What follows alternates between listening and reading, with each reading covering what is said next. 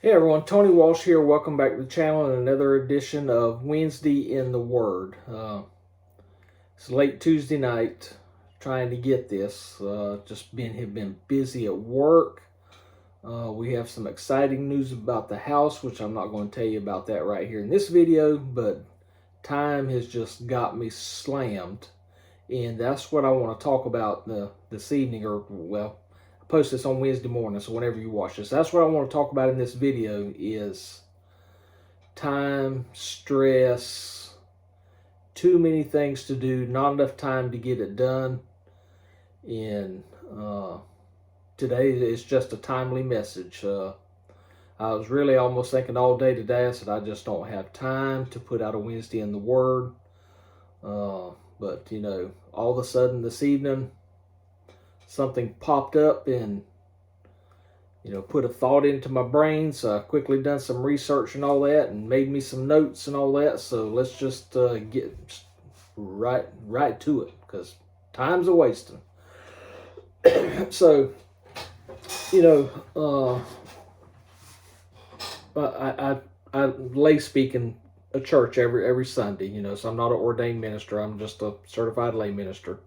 So I do a lot of reading and research, note taking and all that, trying to make my sermons and all that. And that's where a lot of this Wednesday in the Word comes from, is through some of that research. So while looking at something else, and I always make notes, well, in case I want to go back to it later. And this is one of those times. So I was reading some research from the 60s. Of course, I was born in 1963, so I'm a baby boomer.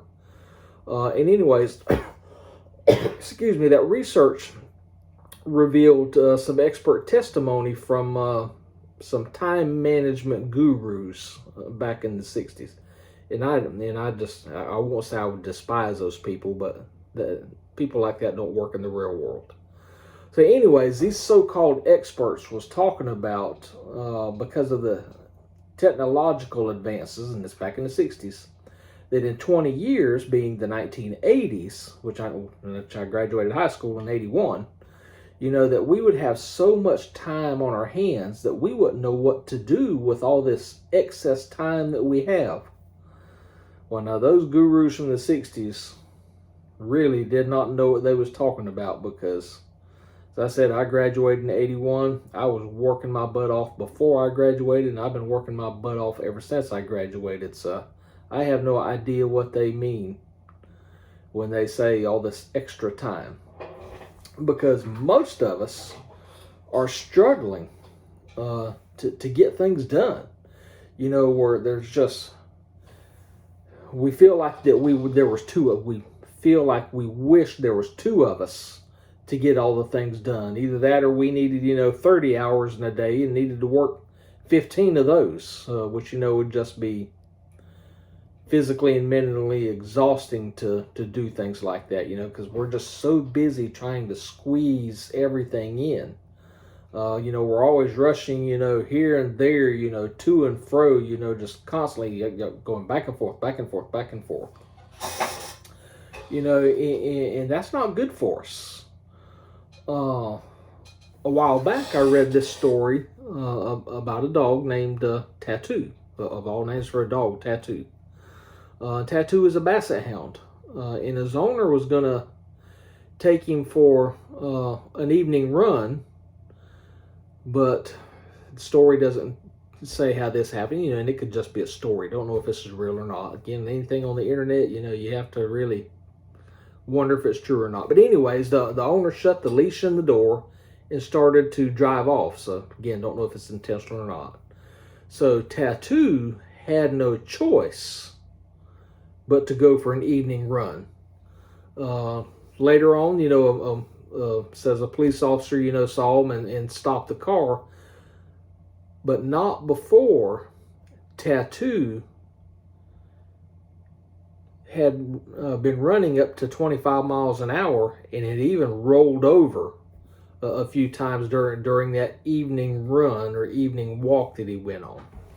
And that's the way a lot of us feel. We're rushing, we're hurrying. It's like somebody has a leash on us and they're dragging us. But the only difference between us and Tattoo is that we choose that predicament. Tattoo didn't have no choice. Somebody put a leash on him and drug him. As far as I know, there's no leashes on any of us. We put those leashes on ourselves. That's what I mean when I say we choose that predicament, because we choose to live that lifestyle. Now, yes, I'm sitting here complaining about how busy I am at work, but then out of the other side of my mouth, I talk about how happy and how much I love my job, and I do. I guess part of my problem is I grew up, farming at, at a very young age, so I have always worked. I don't know how not to work. Again, if you watch my cruise video, I think it's just it, that I did not like the cruise because I didn't know what to do with myself, because I'm used to rushing and working so much. So we got to figure out a way to improve the quality of our lives, and that's tough. Try to figure out how to slow down, because if we don't, we're going to get sick. And I'm going to call this sickness hurry sickness. And what that means is the continuous struggle to accomplish or to achieve more and more and more and more in less and less and less time to get it done in. So we have to learn a balance.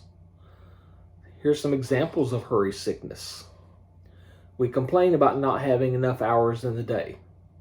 When we get to a traffic light, we get in the lane with the fewest cars.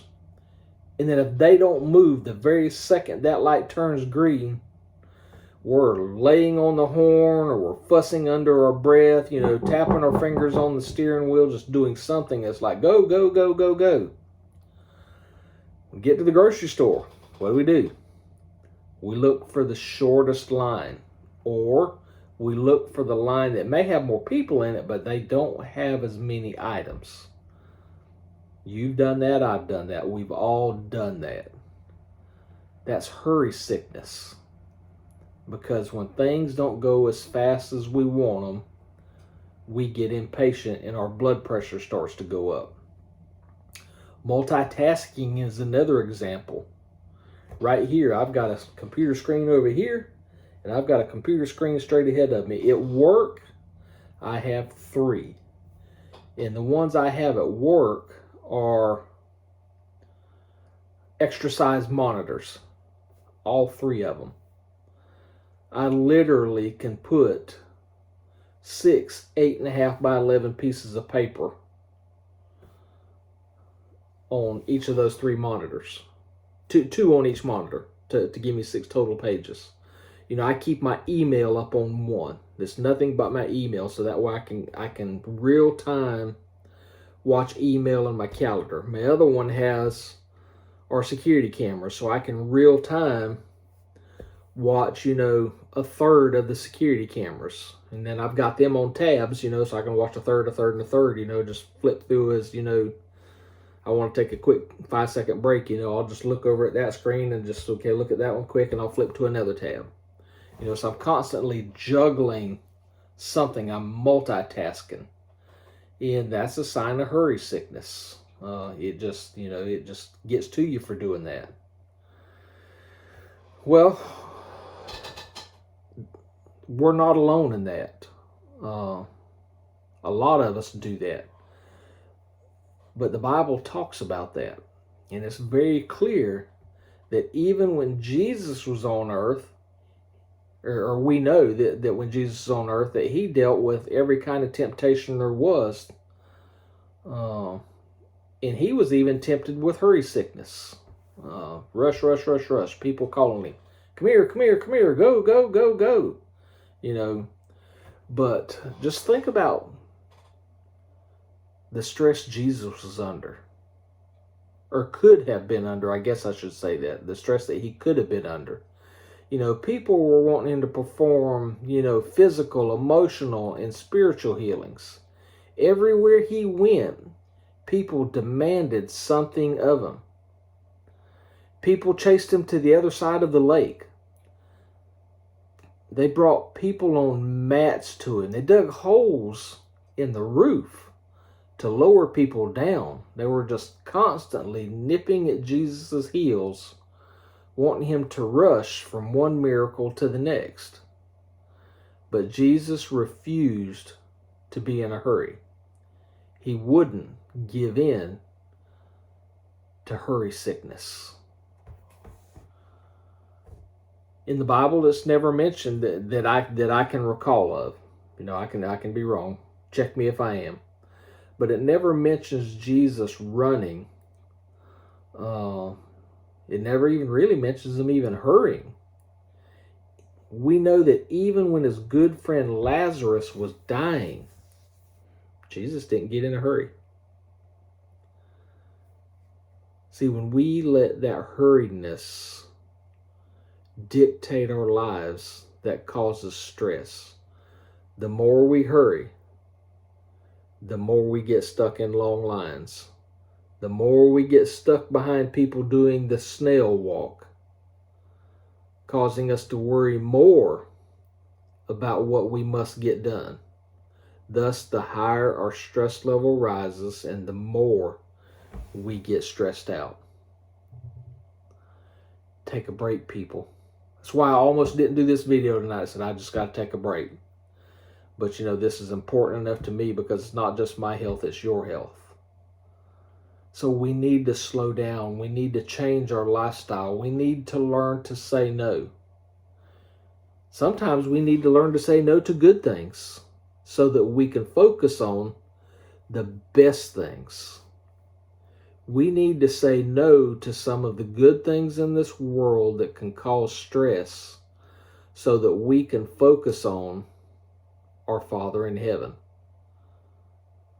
See, in the end, that's what matters.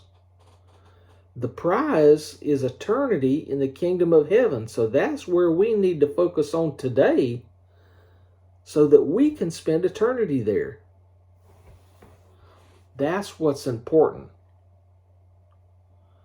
So start making different choices. 3 fingers pointing back at me when I say that to you. When I tell you to start making different choices, there are 3 fingers, 1, 2, 3, pointing right back at me. Say, Tony, listen to what you're saying. So, slow down.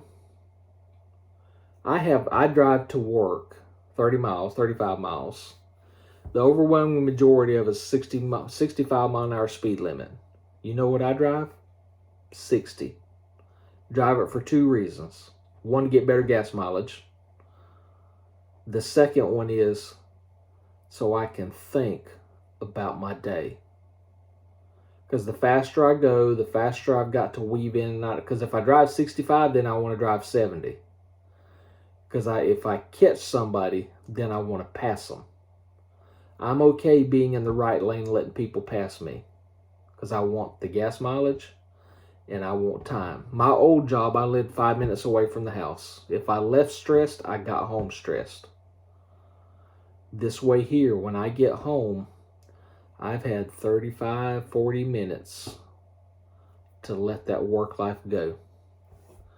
So we have to make different choices. So slow down driving. Next time you pull up to the traffic light and there's a line of cars there, get in the long line. Just slow down. Take a deep breath. Don't let that stress get to you. Because the most important thing is keep your eyes on the prize. And the prize is a life in eternity with our Father in heaven. Slow down, spend time with Him. Get in that long line and say a quick prayer. Yeah. Take care of your earthly body so that you'll have time with your Father. There's no sense rushing a premature death because of a heart attack, a stroke, or any other illness that can take you out. Slow down, spend time with the Father. I hope y'all enjoyed this. Actually, again, it's one of these. Most of the time when I speak to you, I'm speaking to myself. But I'm glad you're here watching and listening. If you have a topic you're interested in, leave it in the comments below. I'll see what I can think about it. Or what I can think to talk about whatever your topic is. But until then, y'all take care and have a blessed week.